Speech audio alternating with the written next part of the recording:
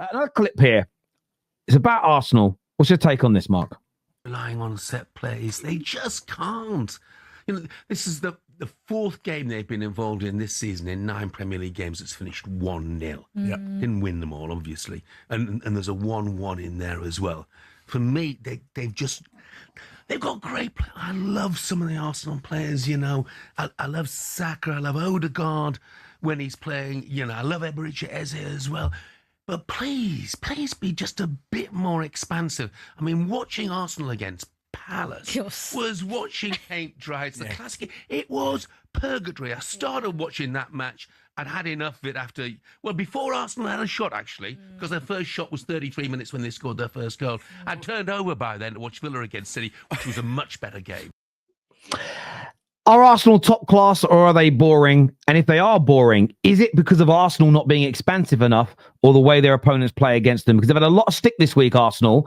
You must have seen the exposure as well of the media with this set piece stuff. It's been quite funny to watch all of that. But what's your take on this? A lot of people going in on Arsenal for being boring, Mark. I just think certain outlets have an IQ level, and that's the sort of IQ I expect from that type of an outlet. It's just very basic chat for somebody on their way to work or, driving up the motorway. It gets you thinking, what am I listening to? I mean, what are we talking about in 2025? Oh, it's boring. I just want Arsenal to be more expansive. I want Jeff Stelling to manage the next Arsenal game and show us how to be more expansive against teams that come to the Emirates and park the fucking bus. I mean, how would you be more expansive against a team that's got everybody behind the ball and is on the edge of their box? I mean, I want the game to be more open. I want to see more one-on-ones. Yeah, you can't. The only way you're breaking those teams down is if they make a mistake and you get an early goal and they stop playing like that. So you have to keep probing, looking, putting crosses into the box. And ultimately, it's probably going to be a boring game and it's probably going to be a set piece for Arsenal, who are very good at them, that will win them the game.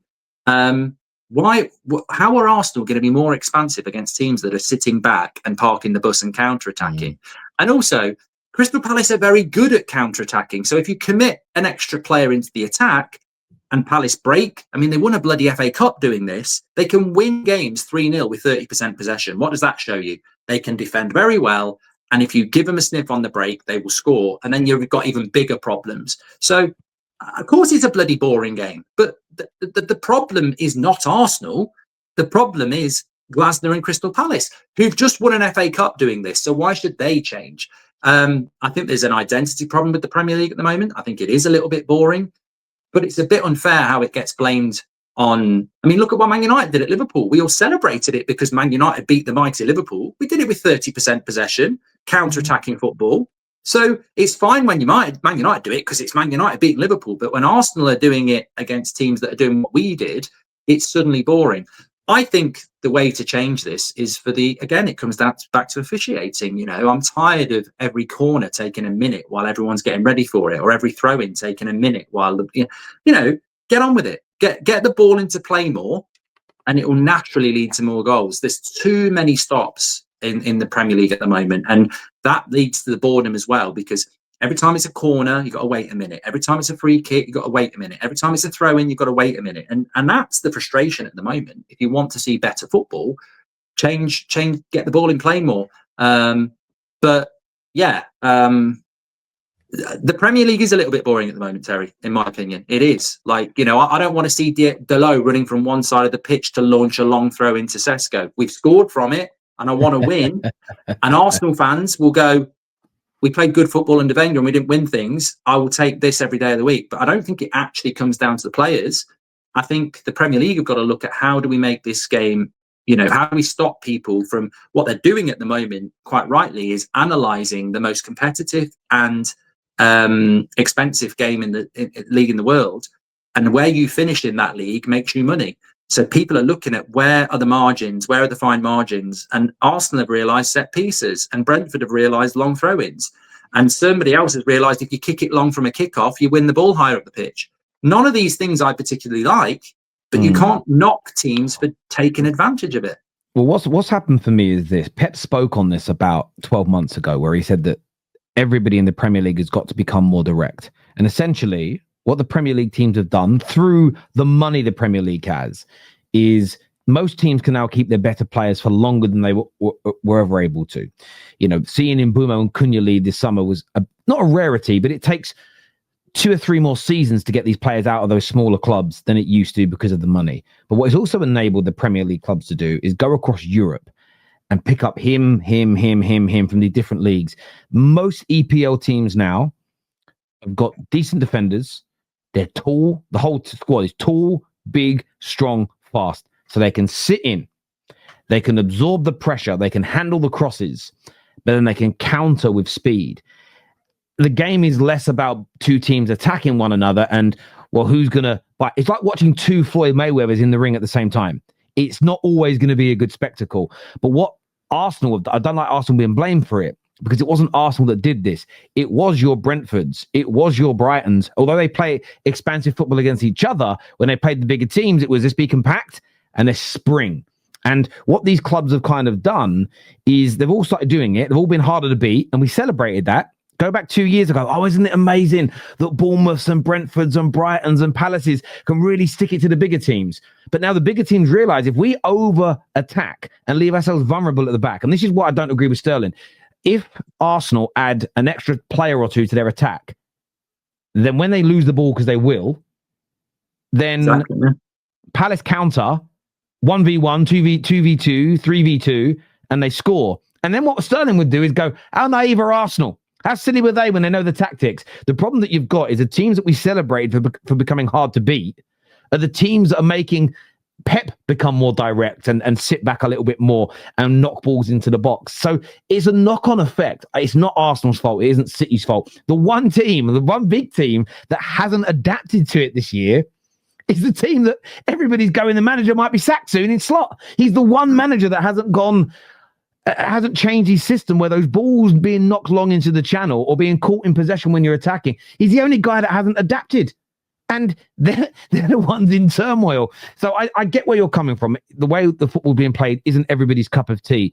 But the blaming of Arsenal, I find it to be so disingenuous and wrong. It's like the set piece nonsense about how bad it is for the game and how it's killing football. And it's all been exposed this week. Carragher, ESPN, O'Hara, how they spent years when they all started punditry and writing from 2016 through to like last year, talking about how important it is to be good at set pieces. Arsenal now top of the league because of it, and suddenly it's poisonous for the game. There's a conversation to be had, like you're talking about the overall spectacle, but blaming Arsenal, it's just a cheap shot. Well, if Palace went to Arsenal and played a high line and, like Barcelona and attacked them with trying to score goals, Arsenal would probably put 3 past them in 10 minutes like they did against Atletico Madrid. Yes. Teams are terrified of Arsenal opening up against them. But Arsenal have conceded 3 goals in 9 games. That is incredible.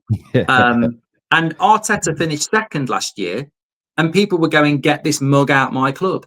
So if you talk to Arteta and go, mate, you need to start playing better football. Forget winning, you need to play better football. He's going to go, I tell you what, I don't mind if I win every game 1-0 as long as I win the league. That's what I'm here to do. I'm here to win the league. So stop, 1 minute I finished 2nd and I need to be sacked. Now I'm top and it's too boring and I need to be sacked. I'll tell you what, I'm just going to win the league and then you can argue amongst yourselves. And that's what Arsenal are going to do, because they've got the best defence in the league and they can score against any team. And I don't think Arsenal are the team. It's like blaming Arsenal for it being boring against Crystal Palace. How can it be Arsenal's fault? It's Crystal Palace who came and parked the fucking bus. You can't do anything about it. It's a bit like taking your kid to play rugby in 2025 and you go, hang on a minute, Mr. Coach, my son's been coming here for 6 months and you haven't taught him to tackle. And he says, but I'm not allowed. The government's put a rule in that until they're 15, it's touch rugby only. You can't blame the coach for not teaching your kid to tackle when the system has created that. I can't blame Arsenal for looking at the way football was going and going, right. And what they've done is fantastic because they're ahead of the curve. My club, Man United, your club, Man United, we didn't have marauding attacking wing backs when you saw them coming through at Liverpool and at City. By the time we got round to maybe having some, football had changed again and nobody really wanted and needed them. We saw great number 10s in the Premier League. By the time we got round to getting one, they were kind of already being phased out. The teams that often win in the moment are the teams that see a trend coming and they're ahead of the game. City getting Haaland before everybody wanted an out-and-out number 9 is now amazing, because people didn't want out-and-out number 9s 4 years ago. They were talking about, I want the guy that's better at dribbling and better tech and better this. No, I want a guy that's a machine in front of goal. Now everybody would want a Haaland over an Anthony Martial type player to play number 9, because you're seeing that output that comes from someone like him. And I think all Arsenal did is they realised teams are coming harder to break down, buying better quality players, brilliant at set pieces. How do you counteract that? Well, we've got to be big, strong, and technical ourselves, pin teams back, not overcommit, but we have got to sign players that can cross the ball brilliantly, and we need defenders that are powerhouses that can score from these set pieces, because we need to counteract what the others are good at. And I don't get why that's being criticised, because his main job is to try and win the league, not to entertain Jeff Sterling. Patrick, but also, here, just very quickly, Terry, as well, very, very quickly, because we spoke about this a few weeks ago. There'll be a lot of people, this type of content, who are panicking because they literally have to talk shit all day. And about 3 weeks ago, they'd have been getting really excited about Christmas bonuses and revenue because Man United were in shit and Amorim was looking like he was going to get the sack. So they'd have been like, this is content. This is 24/7. Amorim out. Who's going to come in next? Pile on, pile on, pile on. Man United start winning. Where do you go next? No one's interested in Man City. No one wants to talk about Newcastle because they're doing all right. No one wants to talk about Spurs because Thomas Frank's only just started. Arsenal are winning the league as things stand. And, you can't really say slot out because he's just won the league. That's ridiculous.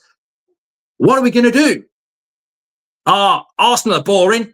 Yeah, Arsenal are boring. Yeah, Arsenal are they're really boring. And as an Arsenal fan, I'd be going, yeah, come on, bring it. Yeah, what you got? We're boring, are we? Yeah, we're top of the league. We're probably going to win the league. Is that all you've got? I just don't think they've got. This is why I'm not a massive fan of mainstream, because they've become so toxic in relation to, they just pile on to things that they don't really have anything to say. Like, we've had our best shows on the United Stand. Our numbers are still really good over the last few weeks because there's loads to talk about. It's a different world and there's lots to talk about, debate this, debate that, but they don't have anything to talk about. They don't, because they don't actually do proper conversation anymore. They just do sensationalism, and the sensationalist thing now is Arsenal are boring, but there's no substance to it, which is why when Jeff Stelling says, I want to see Arsenal be more expansive, it's the most nonsensical statement in the world. But he's not the only one. They're all doing it. But how do we know?